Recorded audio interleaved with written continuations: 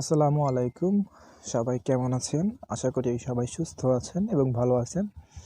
আমি বদরুজ্জামান আপনাদের সবাইকে স্বাগতম জানাচ্ছি আমাদের YouTube channel IL study corner বাংলাতে। আজকে আমরা একটা গুরুত্বপূর্ণ বিষয় নিয়ে আলোচনা করব, তা হচ্ছে মাল্টিল্যাটারালিজম। আন্তর্জাতিক সম্পর্ক অধ্যয়নের ক্ষেত্রে অনেকগুলো বিষয় সম্পর্কে আমাদের পরিষ্কার ধারণা থাকা আবশ্যক। তার মধ্যে মাল্টিল্যাটারালিজম এই কনসেপ্ট অন্যতম। তো সেই বিংশ শতাব্দী থেকে শুরু করে বা তারও আগে থেকে শুরু করে এই কনসেপ্টটা কিন্তু ডেভেলপড হয়েছে। ফিলোসফিক্যাল ডেভেলপমেন্ট বা আমি যদি বাংলায় বলি দার্শনিক যে উৎকর্ষতায় মাল্টিল্যাটারালিজম কনসেপ্টটা তা অনেক আগে থেকেই ছিল। অর্থাৎ সবসময় বিভিন্ন রাষ্ট্রের মধ্যে পারস্পরিক সংহতির ভিত্তিতে সম্পর্কে উন্নয়ন, এইটা কিন্তু যখন থেকে জাতিরাষ্ট্র স্থাপন হয় ওয়েস্টফেলিয়া চুক্তির মাধ্যমে তখন থেকে কিন্তু মোটামুটি ছিল। তো আজকে আমরা আমাদের আলোচনায় এই মাল্টিল্যাটারালিজম কনসেপ্টটাকে বিভিন্ন দিক থেকে দেখার চেষ্টা করব।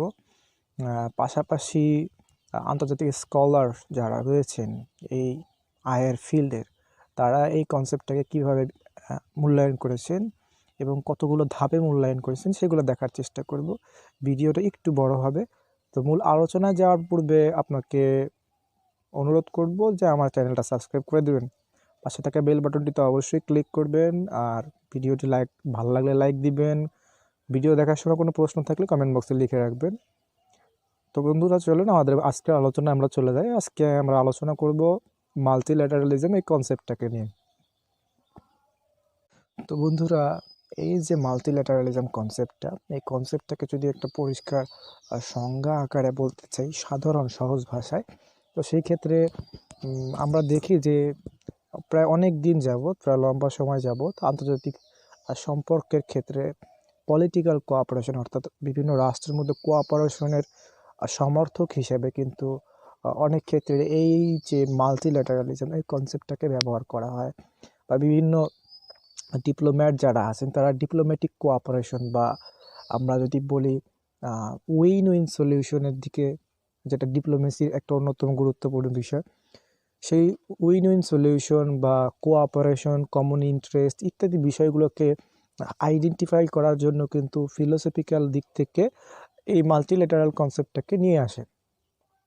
তো যদি সাধারণভাবে সংজ্ঞা দিতে চাই, তো এখানে আমাদের গত ভিডিওতে আমরা আলোচনা করেছিলাম, যখন ইউনিল্যাটারালিজম কনসেপ্টটা নিয়ে আলোচনা ছিল, তখন আমরা বলেছিলাম যখন কোনো একটা একক স্টেট একটা কাজই করে, অর্থাৎ কোনো একটা কাজ যখন কোনো একটা একক স্টেট করে থাকে তখন সেটা ইউনিল্যাটারাল দৃষ্টিকোণ থেকে সে কাজটা বা ওইটাকে আমরা ইউনিল্যাটারালিজমের আন্ডারে আনতে পারি। বা ঠিক তার নাম্বার সিস্টেম অনুযায়ী যখন আমরা অনেকগুলো রাষ্ট্র বা 3 থেকে বেশি অর্থাৎ 2টা রাষ্ট্র যখন হয় তখন সেটা বাইল্যাটারালিজম হয়ে যায়। তো যখন 3 বা তার বেশি রাষ্ট্র মিলে কোনো একটা কাজ করে তখন তাকে কিন্তু মাল্টিল্যাটারালিজম বলা হয়। অর্থাৎ কোনো কাজ করার ক্ষেত্রে এখানে সংখ্যাটাকে বোঝানো হচ্ছে, যদি সাধারণ ভাষায় বুঝাইতে চাই, এখানে রাষ্ট্রের সংখ্যার ভিত্তি করে কিন্তু মাল্টিল্যাটারালিজমকে বোঝানো হয়। কিন্তু আমরা গত ভিডিওতে আলোচনা করেছিলাম যে এই সংখ্যার ভিত্তিতে কোনো সংজ্ঞায়ন প্রদান করা এটা কিন্তু অনেকটা গ্রহণযোগ্য না বিভিন্ন স্কলার যারা রয়েছেন এই ফিল্ডে তাদের কাছে।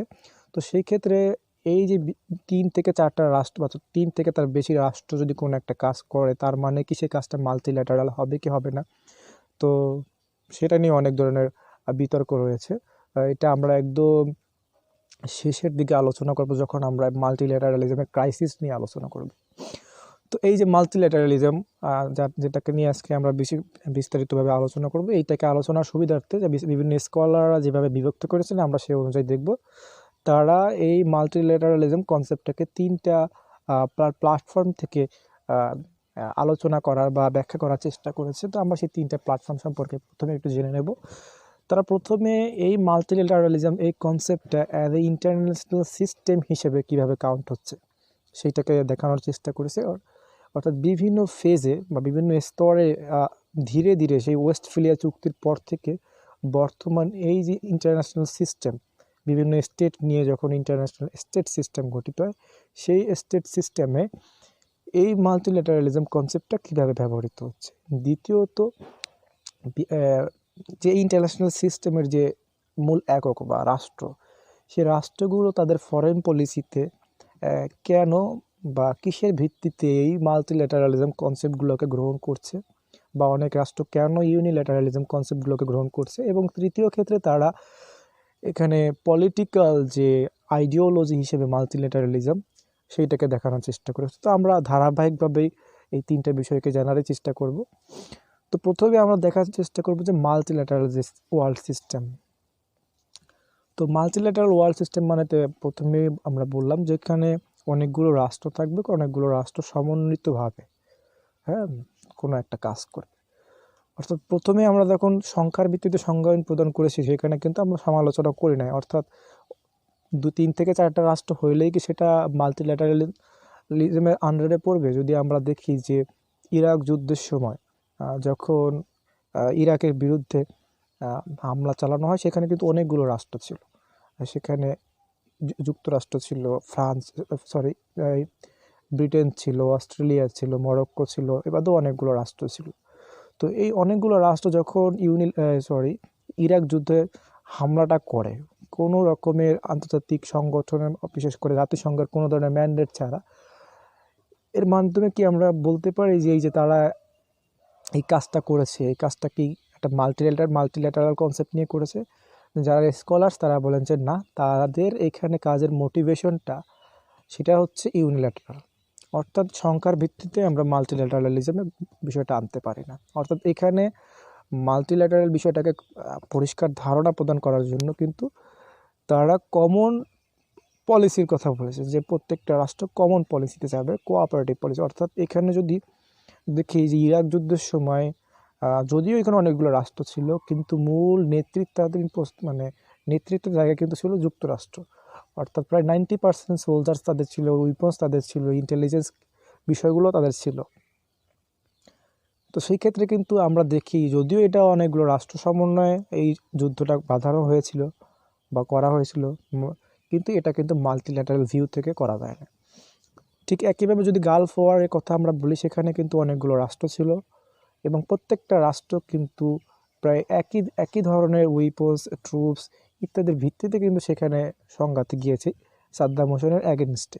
তো সেই যুদ্ধটাকে কিন্তু আন্তর্জাতিক স্কলাররা মাল্টিল্যাটারাল একটা মিলিটারি অ্যাকশনের উদাহরণ হিসেবে দিতে পারে।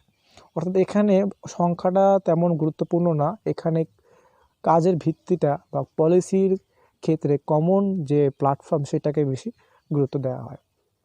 তো যাই হোক, সেই মাল্টিল্যাটারাল যে সিস্টেম, ওয়ার্ল্ড সিস্টেম, তো সেখানে সেই জিনিসটা কিন্তু অনেকভাবে ডেভেলপ হয়েছে। অর্থাৎ একবারেই কিন্তু মাল্টিল্যাটারাল সিস্টেমটা, ইন্টারন্যাশনাল সিস্টেমটা মাল্টিল্যাটারালিজমের এই কালচার অনুযায়ী একবারেই যায় নাই। তো এটা কিন্তু অনেকগুলো ধাপে ধাপে এ পর্যন্ত এসেছে। তো ইন্টারন্যাশনাল রিলেশনসের যারা স্কলার্স তারা এখানে চারটা ধাপকে আইডেন্টিফাই করেছেন, যে এই 4টা স্তর পেরিয়ে বর্তমান যে গ্লোবাল সিস্টেমকে আমরা মাল্টিল্যাটারাল ওয়ার্ল্ড বলে থাকি, বা বর্তমানে যে বিভিন্ন ইনস্টিটিউশনস রয়েছে যার মাধ্যমে একটা গ্লোবাল ওয়ার্ল্ড তৈরি হয়েছে, যার মূল কথা হচ্ছে মাল্টিল্যাটারালিজমকে আপহোল্ড করা, এইটাকে আরও বেশি বেশি প্রমোট করা। তো এই জায়গায় আজ থেকে কিন্তু অনেকগুলো ধাপ পার হইতে হয়েছে। প্রথম যে ধাপটা পার হইতে হয়েছে সেটাকে হচ্ছে সেই ওয়েস্টফিলিয়া চুক্তির অনেক পরে 1815 সালে। অর্থাৎ 1815 সালে কিন্তু একটা গুরুত্বপূর্ণ ঘটনা ঘটে ইউরোপে। অর্থাৎ আমরা ইউরোপকে কেন বলছি, কারণ আন্তর্জাতিক রাজনীতির মূল কেন্দ্রই কিন্তু সেই দ্বিতীয় বিশ্বযুদ্ধ পর্যন্ত কিন্তু ছিল ইউরোপ। সো ইউরোপে কিন্তু 1815 সালে ভিয়েনা কনফারেন্সটা হয়। ভিয়েনা কনফারেন্সটা কেন হয়? অনেকগুলো কারণ হয়। এক হচ্ছে সেখানে কিন্তু বিভিন্ন স্টেটগুলোর ভিতরে বা বিভিন্ন প্রভিন্সগুলোর মধ্যে কিন্তু একটা কন্টিনিউয়াস, একটা চলমান একটা যুদ্ধ অবস্থা, কনফ্লিক্ট কিন্তু লেগেই ছিল। তো এই জিনিসগুলো থেকে কিন্তু উত্তরণও কিন্তু সবাইকেই, সব সাম্রাজ্য বা রাষ্ট্র যারা ছিল তখনকার সময় তারা কিন্তু চেয়েছে, কারণ যুদ্ধ হওয়া মানেই কিন্তু বীরত্ব প্রকাশ করা, এটা অবশ্যই কিন্তু যুদ্ধের একটা নেগেটিভ আউটকাম আছে। যে যুদ্ধে বিজেতা হচ্ছে তারও আছে, যে যুদ্ধে পরাজিত হচ্ছে তার তো আবার অবশ্যই বেশি আছে। তো এই ধরনের ক্ষয়ক্ষতি বা আর্থসামাজিক অবস্থার যে ডিভাস্টেটিং বা ডিস্ট্রাকশন, এখান থেকে বাঁচানোর জন্যই কিন্তু কংগ্রেস অফ ভিয়েনা 1815 সালে বিভিন্ন কনফারেন্স আয়োজন করে। প্রায় 30টার মতন কনফারেন্স হয়, যেটাকে আন্তর্জাতিক সম্পর্কের একটা কনসেপ্ট হিসেবে কনসার্ট অফ ইউরোপ বলে তুলনা করা হয়। কিন্তু এখানে যদি দেখি, এই কনসার্ট অফ ইউরোপের যারা মূল সদস্য ছিলেন তারা কিন্তু ছিলেন বিভিন্ন পাওয়ারফুল স্টেট, এবং তারা নিজেদের মধ্যকার সমঝোতার ভিত্তিতে কীভাবে সকল রাষ্ট্রের তখনকার যে পাওয়ারফুল স্টেট সকলের যে ইকুয়াল ইন্টারেস্টটা কেমনে হাসিল হয় সেটা কিন্তু তারা দেখার চেষ্টা করেছে। অর্থাৎ আমরা কিন্তু প্রথম যদি স্টেজটা দেখি এবং বর্তমানে যে স্টেজটাকে দেখি, সেখানে কিন্তু একটা পার্থক্য দেখি যে বর্তমান যে মাল্টিল্যাটারাল ওয়ার্ল্ড, সেখানে প্রত্যেকটা রাষ্ট্রকে কিন্তু সংযুক্ত করা হয় এবং সকলের ইকুয়াল বেনিফিটের কথা বলা হয়। কিন্তু সেই কনসেপ্ট প্রথম ধাপ যখন মাল্টিল্যাটারালিজমের কনসেপ্টটা ডেভেলপ হচ্ছিল, তখন কিন্তু এই তখনকার যে পাওয়ারফুল স্টেট যারা ছিল তারা কিন্তু নিজেদের স্বার্থর জন্য রেস্ট অফ দ্য আদার তাদের এক্সপ্লয়েট করার মাধ্যমে নিজেদের স্বার্থর জন্য কিন্তু কাজটা করতেছিল। অর্থাৎ এখানে যদিও তারা অ্যালাইনমেন্ট বা অ্যালায়েন্স ভুক্ত হওয়া বা সম্মিলিতভাবে কাজটা করতে চাচ্ছিল, কিন্তু অন্যর ক্ষতি করার মাধ্যমে, অন্যকে এক্সপ্লয়েট করার মাধ্যমে। যদি দেখি যে 1815 সালে এই কনসার্ট অফ ইউরোপের পরবর্তীতে কিন্তু যে স্ক্রাম্বল অফ আফ্রিকার যে ধারণাটা আসে, অর্থাৎ আফ্রিকাকে বিভিন্ন সাম্রাজ্যের মধ্যে বিভক্ত করে দেওয়া হয়। তো এই বিভিন্ন সাম্রাজ্য রাষ্ট্রগুলো ওই তখনকার জার্মানি বলি, বেলজিয়াম, ব্রিটেন, ফ্রান্স বা অন্যান্য যে কোনো যে সাম্রাজ্যগুলো তখনকার ছিল, তো তাদের মধ্যকার একটা সমঝোতার মতন জায়গা কিন্তু তৈরি হয়েছিল এই কংগ্রেস অফ ভিয়েনার মাধ্যমে। যে তারা বুঝতে পারছিল যে হ্যাঁ, সকলেরই ইন্টারেস্ট দরকার, সকলেরই তাদের পলিটিক্যাল ইন্টারেস্টটাকে অ্যাটেইন করা দরকার, এবং সেই ক্ষেত্রে কিন্তু একে অন্যকে ক্ষতি করে নয়, তারা রেস্ট অফ দ্য ওয়ার্ল্ডকে তাদের ফিল্ড হিসেবে বেছে নিয়েছিল, এবং সেখান থেকে কিন্তু সকল সাম্রাজ্যবাদীদের মধ্যে সমঝোতার ভিত্তিতে তারা রেস্ট অফ দ্য ওয়ার্ল্ডকে ভাগ করে নেওয়ার চেষ্টা করেছিল। যার একটা বড় উদাহরণ হচ্ছে স্ক্রাম্বল অফ আফ্রিকা, অর্থাৎ আফ্রিকাকে বিভিন্নভাবে যখন বিভিন্ন ইউরোপের সাম্রাজ্যবাদী রাষ্ট্রগুলো দখল করে নেয়। তো এটা ছিল প্রথম একটা ধাপ। তো তখন কিন্তু এই রাষ্ট্রগুলোর মধ্যকার সম্পর্কটাকে উন্নয়নের জন্য অনেকগুলো আন্তর্জাতিক সংস্থা কিন্তু তৈরি হয়। অর্থাৎ আন্তর্জাতিক সংস্থার যে কনসেপ্টটা, সেটা কিন্তু সেই ভিয়েনা কংগ্রেসের পর থেকেই শুরু হয়। যদি আমরা এখানে বলি, প্রথমে ইন্টারন্যাশনাল টেলিগ্রাফ ইউনিয়ন, সেটা পৃথিবীর প্রথম আন্তর্জাতিক সংস্থা। পাশাপাশি যেহেতু বললাম তখনকার সময় প্রত্যেকটা ইউরোপিয়ান স্টেটদের মধ্যে একটা কনফ্লিকচুয়াল সিচুয়েশন চলতোই। তো এই কনফ্লিকচুয়াল সিচুয়েশনটাকে মিলিটারিলি, অর্থাৎ সামরিক শক্তি ব্যবহার করার মাধ্যমে এই কনফ্লিক্টটাকে সমাধান কিন্তু করতে তারা আর চায় না। কারণ এই মিলিটারি ইউজের মাধ্যমে কনফ্লিক্টকে সমাধান করতে গিয়ে কিন্তু তাদের মধ্যে 30 বছরের যুদ্ধ, 100 বছরের যুদ্ধ, এরকম বড় বড় ইভেন্টগুলো ঘটেছে। তো তখন কিন্তু তারা এই কংগ্রেস অফ ভিয়েনার মাধ্যমে বা এই যে কনসার্ট অফ ইউরোপের কথা বললাম, এখানে কিন্তু 30টার বেশি কনফারেন্স হয়েছে, এবং এর মাধ্যমে কিন্তু তারা পিসফুল সলিউশনে যাওয়ার চেষ্টা করছে। অর্থাৎ তারা একটা আন্তর্জাতিক সংস্থা তৈরি করছে, এবং এই সংস্থাটাকে একটা ইন্ডিপেন্ডেন্ট পাওয়ার দেওয়া হয়েছে যে বিভিন্ন রাষ্ট্রগুলোর মধ্যে যে দ্বিপাক্ষিক বা বহুপাক্ষিক সমস্যাগুলো রয়েছে, সেই সমস্যাগুলো যেন সমাধান করা হয়। সেটা তার নাম কি? তা হচ্ছে ইন্টারন্যাশনাল কোর্ট অফ আরবিট্রেশন, যা বর্তমানে ইন্টারন্যাশনাল কোর্ট অফ জাস্টিসের প্রথম যে শাখা ছিল, যে মূল যে উৎপত্তি যেখান থেকে হয়েছে, ইন্টারন্যাশনাল কোর্ট অফ আরবিট্রেশন, সেই 1800 কত সালে খেয়াল নাই, তখন কিন্তু প্রতিষ্ঠিত হয়। তো তারপরে দ্বিতীয় যে ধাপ, সেই দ্বিতীয় ধাপটা কিন্তু তখনকার সেই 1815 সাল থেকে 1913 সাল পর্যন্ত ছিল, 1918 সাল পর্যন্ত ছিল, প্রথম বিশ্বযুদ্ধের পর্যন্ত ছিল। এবং দ্বিতীয় ফেজটা শুরু হয় যখন লিগ অফ নেশনের এই কনসেপ্টটা চলে আসে, অর্থাৎ লিগ অফ নেশন প্রতিষ্ঠা করা হয়। তো লিগ অফ নেশনটা কিন্তু যখন প্রতিষ্ঠা করা হয়, তা কিন্তু প্রথম যে ভিয়েনা কংগ্রেসের মাধ্যমে যে মাল্টিল্যাটারাল কনসেপ্টটা তাদের ডেভেলপড হয়েছিল, সেখান থেকে কিন্তু একটু আলাদা। এখানে কিন্তু অনেকগুলো রাষ্ট্র যুক্ত হয়েছে, এখানে শুধুমাত্র পাওয়ারফুল স্টেটরা না, হ্যাঁ, তারা কিন্তু স্থায়ী সদস্যের জায়গাটাই ছিল, কিন্তু অনেকগুলো স্টেট তখন ইউরোপের, তারা কিন্তু সেখানে সংযুক্ত হয়েছে, এবং বিভিন্ন মাল্টিল্যাটারাল চুক্তির মাধ্যমে কিন্তু তারা তাদের এই সংগঠনটা, প্রথম আন্তর্জাতিক মানের একটা সংগঠন, তারা পলিটিক্যাল একটা সংগঠন তারা এখানে তৈরি করতে সক্ষম হয়। এবং যেহেতু বললাম এখানে এই অ্যাগ্রিমেন্টের ভিত্তিতে এই সংগঠন অর্থাৎ লিগ অফ নেশনটা যুক্ত হয়েছে, এর আগেও কিন্তু আমরা দেখেছি যে প্রথম বিশ্বযুদ্ধের অন্যতম একটা গুরুত্বপূর্ণ কারণ ছিল যে বিভিন্ন সাম্রাজ্যবাদী শক্তিরা নিজেদের মধ্যকার বিভিন্ন চুক্তি করতো এবং সেই চুক্তিগুলো কিন্তু গোপনীয় পর্যায়ে থাকতো। কিন্তু এই লিগ অফ নেশন গঠন করার পর থেকে কিন্তু বিভিন্ন চুক্তিগুলোকে কিন্তু সকলের সামনে পরিষ্কারভাবে উপস্থাপন করা হয়, যাতে কোনো রাষ্ট্রের মধ্যে সন্দেহ না থাকে বা কোনো ধরনের ইনসিডেন্ট না ঘটতে পারে। অর্থাৎ ইন্টারন্যাশনাল যে ট্রিটিগুলো তার একটা প্রকাশ রূপ লাভ করে এই ফেজে এসে, এবং তখন থেকে কিন্তু এই ইন্টারন্যাশনাল ট্রিটিগুলোর সদস্য রাষ্ট্রগুলো কিন্তু অনেকগুলো ছিল, প্রায় 30টির মতন রাষ্ট্র কিন্তু তখন এই ইন্টারন্যাশনাল ট্রিটিগুলোর সদস্য ছিল। তো যেহেতু অনেকগুলো রাষ্ট্র এই ট্রিটির সদস্য এবং সকলে এই ট্রিটির যে ধারাগুলো সেগুলো জানে, সেই ক্ষেত্রে কিন্তু তাদের মধ্যকার একটা আলাদা ধরনের একটা সম্পর্ক তৈরি হওয়ার চেষ্টা করে। এবং এই পর্যায়ে যে মাল্টিল্যাটারাল যে ডেভেলপমেন্ট, অর্থাৎ প্রত্যেকটা রাষ্ট্র যেটাই চেয়েছে সেটা হচ্ছে আর যুদ্ধ নয়, avoid the war and peaceful settlement of dispute, অর্থাৎ আন্তর্জাতিক যে একটা যে শান্তিপূর্ণ অবস্থা সেটা বজায় রাখার জন্য পিসফুল সেটেলমেন্ট অফ ডিসপিউটের কথা তারা বলেছে। পাশাপাশি তারা বলছে যে আমরা আর যুদ্ধ চাই না। অর্থাৎ যেহেতু এখানে এগ্রিমেন্টের ভিত্তিতে এই সংগঠনটা গঠিত হয়েছে এবং এই এগ্রিমেন্টে অনেকগুলো রাষ্ট্র যুক্ত, সেই রাষ্ট্রগুলো কিন্তু এই জিনিসটাকেই চেয়েছে যে আর যুদ্ধ চায় না। তো সকল রাষ্ট্রগুলোর মধ্যে কিন্তু মাল্টিল্যাটারালিজমের যে কনসেপ্টটা সেটা কিন্তু আস্তে আস্তে আরও ডেভেলপ করা শুরু করলো। প্রথমটার থেকে কিন্তু দ্বিতীয়টা একটু ভিন্ন। প্রথমটা শুধুমাত্র যারা সাম্রাজ্যবাদী রাষ্ট্র ছিল তাদের ইন্টারেস্টের কথাই দেখা হয়েছে, অন্যদের এক্সপ্লয়েট করার মাধ্যমে। কিন্তু দ্বিতীয়টার ক্ষেত্রে কিন্তু অনেকটা পরিবর্তন হয়েছে, এখানে কিন্তু প্রত্যেকটা ক্ষুদ্র রাষ্ট্র তাদেরও কিন্তু স্বার্থের কথা কিন্তু ভাবা হচ্ছে যে তারা আর যুদ্ধ চায় না এবং তারা চায় একটা কালেকটিভ সিকিউরিটি কনসেপ্ট।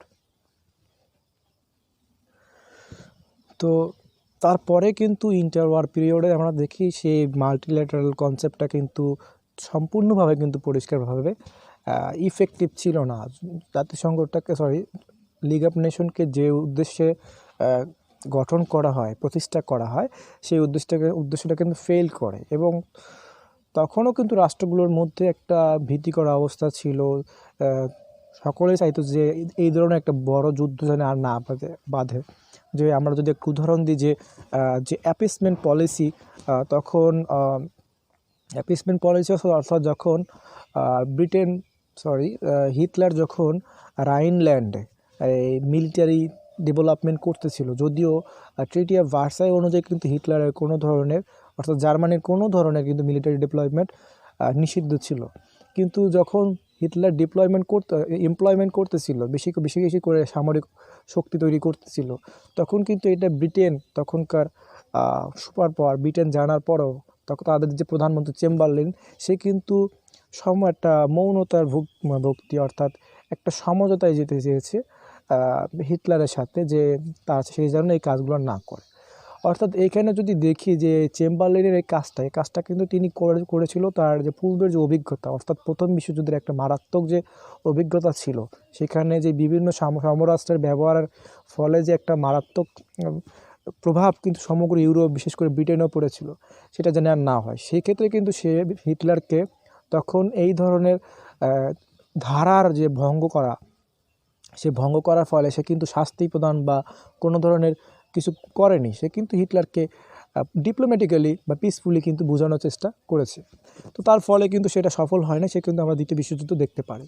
তো দ্বিতীয় বিশ্বযুদ্ধের পরে কিন্তু মাল্টিল্যাটারাল কনসেপ্টটা যে সর্বব্যাপিতা সেটা কিন্তু শুরু হয়, যেটা আমরা জাতিসংঘ প্রতিষ্ঠার মাধ্যমে দেখতে পাই। প্রায় 51টি রাষ্ট্র মিলে কিন্তু জাতিসংঘ প্রতিষ্ঠা হয় এবং জাতিসংঘের সনদ স্বাক্ষরিত হয়।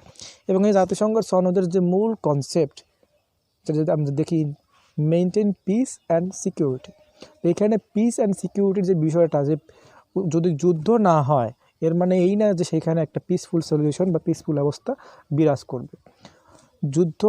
যুদ্ধ হচ্ছে না কিন্তু সাধারণ মানুষের মধ্যে সিকিউরিটি নাই, তখন কিন্তু মানুষ অশান্তিতে থাকবে, একটা ইনসিকিউরিটি ফিল করবে। জাতিসংঘ কিন্তু এই দুইটাকেই কিন্তু আইডেন্টিফাই করার চেষ্টা করেছে, তারা একসাথে পিস এবং সিকিউরিটি, যেটা কিন্তু মাল্টিল্যাটারালিজমের একটা গুরুত্বপূর্ণ বিষয়, অর্থাৎ কালেকটিভ সিকিউরিটির মাধ্যমে একটা পিসফুল ওয়ার্ল্ড গঠন করা। যখন লিগ অফ নেশন গঠন করা হয়েছে তখনও কিন্তু ওভারঅল এই কনসেপ্টটাকে নিয়েই কিন্তু এই জিনিসটা গঠন করা হয়েছিল। কিন্তু যখন জাতিসংঘ প্রতিষ্ঠা করা হয় তার ফলে কিন্তু অনেকগুলো রাষ্ট্র আরও যুক্ত হয় এখানে। এবং যদি দেখি দ্বিতীয় বিশ্বযুদ্ধের যে প্রভাব সেটা কিন্তু শুধুমাত্র ইউরোপ কেন্দ্রিক ছিল না, পৃথিবীর প্রায় সমগ্র রাষ্ট্র কিন্তু টু সাম এক্সটেন্টে কিন্তু এর প্রভাবে প্রভাবিত হয়েছে। তো সকল রাষ্ট্রগুলোই কিন্তু চেয়েছে যে এই ধরনের মহাযুদ্ধ যদি হয় তখন কিন্তু কোনো রাষ্ট্রই সেফ না। তো তখন কিন্তু ওয়ার্ল্ডের যে কনসেপ্টটা, ইন্টারন্যাশনাল সিস্টেমের যে একটা ব্রড কনসেপ্ট তখন থেকে কিন্তু ডেভেলপ হওয়া শুরু করে। এবং তাদের মূল জায়গাটাই ছিল কিন্তু তারা একটা পিস এবং সিকিউরিটাইজ ওয়ার্ল্ড চায়। তো এই জাতিসংঘ প্রতিষ্ঠা হওয়ার পরে কিন্তু অনেকগুলো অঙ্গ সংগঠন তার শুরু হয়। অর্থাৎ আমরা যদি দেখি লিগ অফ নেশনের পরে ইন্টারন্যাশনাল লেবার অর্গানাইজেশন তৈরি হয়, কিন্তু জাতিসংঘ প্রতিষ্ঠার পর থেকে বিভিন্ন প্রকারের যে অ্যাফিলিয়েটেড অর্গানাইজেশনগুলো, যদি আমরা বলি UNICEF, world health organization, food and agriculture organization ইত্যাদি বিভিন্ন বিষয়গুলো, অর্থাৎ প্রত্যেকটা সমাজের বিভিন্ন দিককে কিন্তু নির্দিষ্ট করে কিন্তু এই সংগঠনগুলো গড়ে তোলা হয়েছে। অর্থাৎ জাতিসংঘ কিন্তু প্রতিষ্ঠার ক্ষেত্রে কিন্তু এই যে কনসেপ্টটাকে গ্রো করেছে যে সিকিউরিটি এবং পিস মেনটেন করতে হলে কিন্তু সমাজের প্রত্যেকটা জায়গায় কিন্তু তাকে আইডেন্টিফাই করতে হবে এবং প্রত্যেকটা জায়গায় কিন্তু তাকে সমভাবে কাজ করতে হবে। এই যে চেতনাটা, এটা কিন্তু মাল্টিল্যাটারালিজমের একটা হায়েস্ট লেভেল, এই লেভেলটা কিন্তু অর্জিত হয় যখন জাতিসংঘ প্রতিষ্ঠা হয়। এবং সর্বশেষ যে ফেজ, সেই ফেজটা হচ্ছে যখন সোভিয়েত ইউনিয়নের পতন হয়, অর্থাৎ স্নায়ুযুদ্ধের যখন শেষ হয় এবং তখন থেকে ইন্টারন্যাশনাল অর্গানাইজেশনের বিভিন্ন যে সংগঠনগুলো, বিশেষ করে ওয়ার্ল্ড ট্রেড অর্গানাইজেশন কথা বলি, বা রিজিওনাল যে কানেক্টিভিটি বা বিভিন্ন ট্রেড এরিয়াগুলো, অর্থাৎ তখন কিন্তু মাল্টিল্যাটারালিজম কনসেপ্টের ভিতরে ইকোনমিক লিবারালিজমের কথাটা কিন্তু চলে আসে, যে প্রত্যেকটা রাষ্ট্র মার্কেট ইকোনমির মাধ্যমে কিন্তু পারস্পরিক সম্পর্কটা ঠিক রাখতে পারে। অর্থাৎ পলিটিক্যাল যে কোঅপারেশন এর দিন কিন্তু শেষ। অর্থাৎ স্নায়ুযুদ্ধকালীন সময় পলিটিক্সকে যেহেতু আগে নিয়ে আসা হয়েছিল, তো তার একটা যে নেগেটিভ প্রভাব ছিল, তার ফলে কিন্তু ওয়ার্ল্ড কিন্তু দেখছে যে এইখান থেকে কিন্তু সরে আসতে হবে। সেকেন্ড পর্যায়ে কিন্তু পলিটিক্সের জায়গায় সেখানে ইকোনমিক্সকে নিয়ে আসতে হবে। এবং দেখি সোভিয়েত ইউনিয়নের পতনের পরে এই বিষয়টা কিন্তু প্রত্যেকটা ট্রিটির ভিতরে বা তখন থেকে যে সকল অর্গানাইজেশনগুলো ডেভেলপড হয়েছে, যেমন ওয়ার্ল্ড ট্রেড অর্গানাইজেশনের কথা বলি, এই জিনিসগুলো কিন্তু গ্রো আপ করা শুরু করে। তো এই ছিল চারটা ধাপ, যে চারটা ধাপকে আন্তর্জাতিক যারা স্কলার্স তারা এই ইন্টারন্যাশনাল সিস্টেম যে অ্যাজ এ মাল্টিল্যাটারাল ওয়ার্ল্ড, সেটাকে তারা প্রকাশ করার জন্য এই চারটা ফেজকে তারা বর্ণনা করেছে। এবং আমরা দেখেছি যে প্রথম ফেজের থেকে কিন্তু দ্বিতীয় ফেজ তো একটু ডিফারেন্স। অর্থাৎ প্রথমে যখন ছিল তখন শুধু সাম্রাজ্যবাদী রাষ্ট্রগুলোই কিন্তু নিজেদের স্বার্থের কথা চিন্তা করেছে। দ্বিতীয় ক্ষেত্রে কিন্তু আমরা দেখি এখানে বিভিন্ন রাষ্ট্রগুলো, এবং দ্বিতীয় ক্ষেত্রে দেখি যে বিভিন্ন রাষ্ট্রগুলো সংযুক্তির মাধ্যমে কিন্তু তারা ইউরোপকে কিন্তু পিসফুল ইউরোপ গঠন করার চেষ্টা করছে।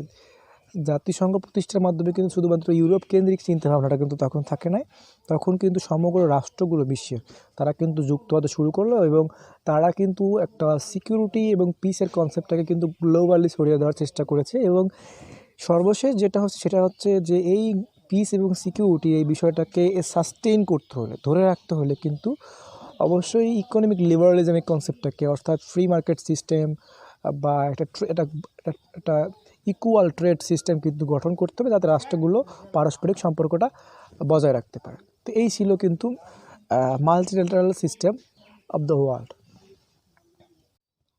তো বন্ধুরা, এবার আমরা দ্বিতীয় প্ল্যাটফর্মের ভিত্তিতে এই মাল্টিল্যাটারালিজম বিষয়টাকে দেখার চেষ্টা করব। তা হচ্ছে মাল্টিল্যাটারালিজম কনসেপ্টটা কীভাবে প্রত্যেকটা রাষ্ট্রের ফরেন পলিসিতে প্রভাব ফেলছে। তো এখানে যদি সংক্ষিপ্ত আকারে বলতে চাই যে পৃথিবীর প্রায় প্রত্যেকটা রাষ্ট্রই বিভিন্ন ইন্টারন্যাশনাল এগ্রিমেন্টের সাথে যুক্ত, এবং এই ইন্টারন্যাশনাল এগ্রিমেন্টগুলো আমরা যেটা দেখেছি যে সেই প্রথম ফেজ থেকে, যখন থেকে ইন্টারন্যাশনাল সিস্টেমটা ডেভেলপ হওয়া শুরু করছে, সেই প্রথম ফেজ থেকে কিন্তু বর্তমানে ফেজ পর্যন্ত কিন্তু অনেকগুলো স্তর পার হয়ে আসতে হয়েছে। এবং বর্তমান যে স্তর সেখানে কিন্তু আমরা দেখি সেখানে বিভিন্ন রাষ্ট্র সমন্বয়ে কিন্তু যে কোনো ইন্টারন্যাশনাল ট্রিটিগুলো তৈরি হয় এবং বিভিন্ন রাষ্ট্রগুলোর ক্ষেত্রে কিন্তু কিছু বেসিক ইন্টারন্যাশনাল নর্মস বা কনসেপ্ট থাকে। সেটা হচ্ছে একটা পিসফুল ওয়ার্ল্ড, একটা সিকিউরিটিফুল ওয়ার্ল্ড, একটা কমন একটা ফিল থাকবে, কমন ইন্টারেস্টের কথা বলা থাকবে, ইকুয়াল পলিসির কথা বলা থাকবে।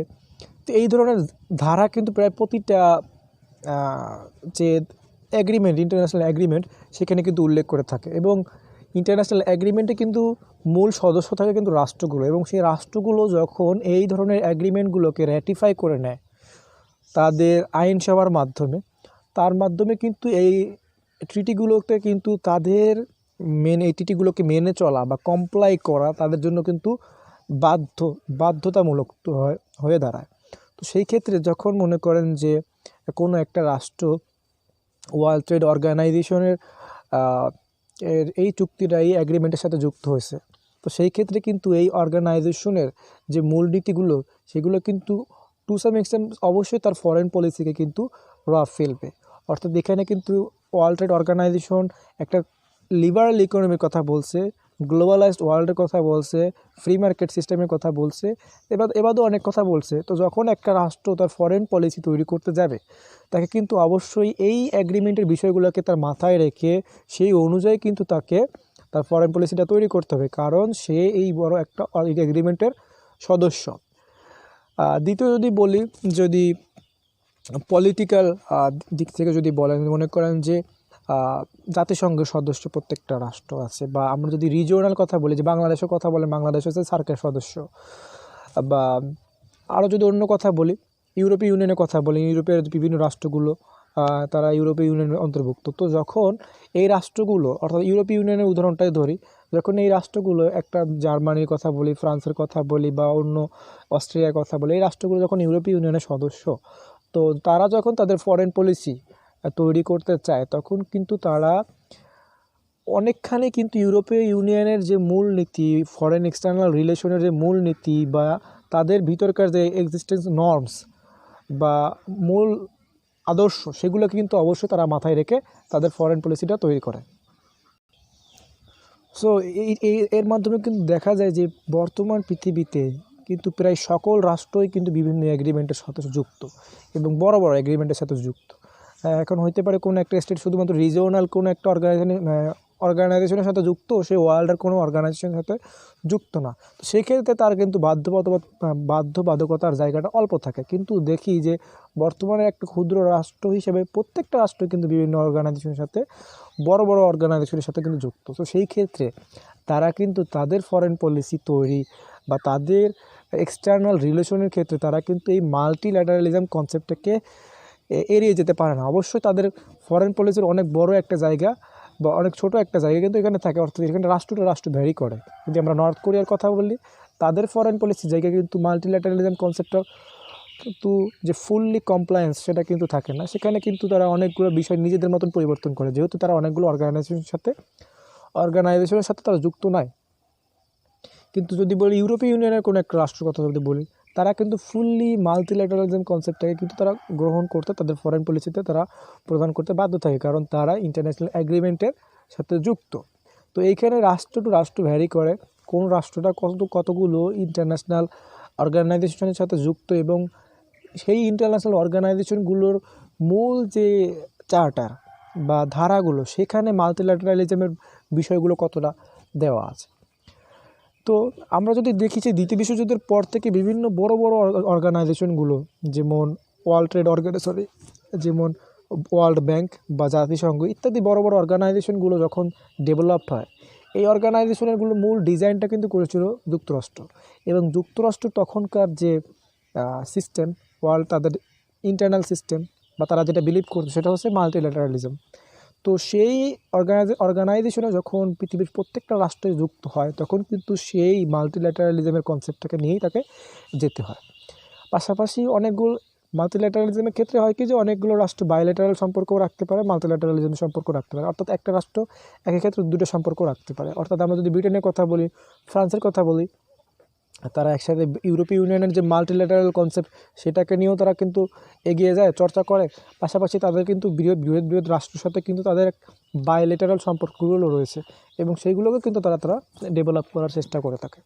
তো এইভাবে দেখি যে প্রত্যেকটা রাষ্ট্র প্রায় প্রত্যেকটা রাষ্ট্রই তাদের ফরেন পলিসিতে বিভিন্ন অ্যাগ্রিমেন্টের ফলে, বিভিন্ন অর্গানাইজেশনের সাথে যুক্তি হওয়ার ফলে এবং সেই অর্গানাইজেশনগুলোর মূল নীতি বা মূল চার্টার যেহেতু মাল্টিল্যাটারালিজমের ভিত্তিতে গড়ে ওঠা, তো সেই ক্ষেত্রে তাদের ফরেন পলিসিতে তারা এই মাল্টিল্যাটারালিজম কনসেপ্টটাকে ঢুকাতে বাধ্য হয় বা তারা অনেকটা প্রভাবিত হয়ে থাকে। এবার যদি পলিটিক্যাল আইডিওলজি হিসেবে আমরা মাল্টিল্যাটারালিজম বিষয়টাকে দেখতে চাই, এখানে তিনটা বিষয়কে ইন্টারন্যাশনাল যারা স্কলার্স তারা আইডেন্টিফাই করেছে। যদি সংক্ষেপে বলে, একটা হচ্ছে আপনার নন ডিসক্রিমিনেশন, দ্বিতীয় হচ্ছে ইনডিভিজিবিলিটি, আর তৃতীয় হচ্ছে ডিফিউজ রেসিপ্রোসিটি। যদি পরিষ্কারভাবে বলতে চাই যে নন ডিসক্রিমিনেশন বলতে এখানে মূলত ওয়ার্ল্ড যে ইন্টারন্যাশনাল যে ইকোনমিক যে জায়গাগুলো রয়েছে, বিশেষ করে ব্রেটন উডস কনফারেন্সের মাধ্যমে যে গ্যাট তৈরি হয়, পরে ওয়ার্ল্ড ট্রেড অর্গানাইজেশন তৈরি হয়, এর মাধ্যমে কিন্তু পৃথিবীর যে ট্রেডের যে ব্যবস্থা, ইকোনমিক যে পরিচালনা, সেইগুলো তার একটা নির্দিষ্ট সীমারেখা, নির্দিষ্ট একটা রুলস তৈরি হয়। এবং এই সীমারেখার অন্যতম একটা গুরুত্বপূর্ণ জায়গা কিন্তু নন ডিসক্রিমিনেশন, অর্থাৎ কোনো রাষ্ট্র যারা এই ধরনের অর্গানাইজেশনের সাথে যুক্ত, তারা কিন্তু এই অর্গানাইজেশনগুলোর মূলনীতি নন ডিসক্রিমিনেশন সেটাকে কিন্তু ভায়োলেট করতে পারবে না, তারা কিন্তু ডিসক্রিমিনেশন করতে পারবে না। অর্থাৎ এখানে নন ডিসক্রিমিনেশন তারা কিন্তু মূলত মোস্ট ফেভার্ড নেশন যেটা MFN সেটার কথা বলা হয়। তো মোস্ট ফেভার্ড নেশন অর্থাৎ প্রত্যেকটা রাষ্ট্র যদি ট্রেডের ক্ষেত্রে ইকুয়ালি পার্টিসিপেশন করতে পারবে, ইকুয়ালি সুযোগ পাবে। অর্থাৎ যদি যুক্তরাষ্ট্র অন্য একটা রাষ্ট্রকে সে সুবিধা দিতে চায়, যদি ট্রেডের সুবিধা দিতে চায়, সে কিন্তু প্রত্যেকটা রাষ্ট্রকে কিন্তু ইকুয়ালি ট্রেডের সুবিধা দেবে, যদি না তাদের বায়োলেটারাল কোনো একটা বিষয় থাকে।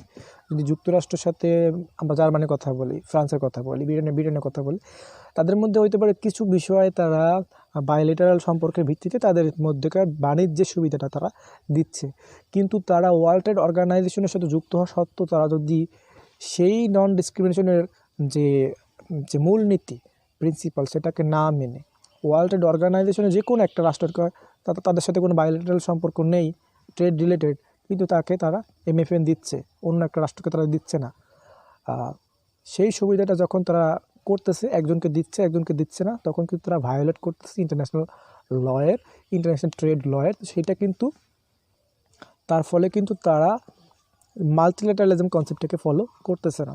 তো নন ডিসক্রিমিনেশন এই নীতিটাকে কিন্তু তাদের প্রত্যেকটা রাষ্ট্রকে মেনে নিতে হবে, যদি তারা ওয়ার্ল্ডের যে বিভিন্ন ট্রেড রিলেটেড অর্গানাইজেশন সেই ক্ষেত্রে যদি তারা যুক্ত থাকে।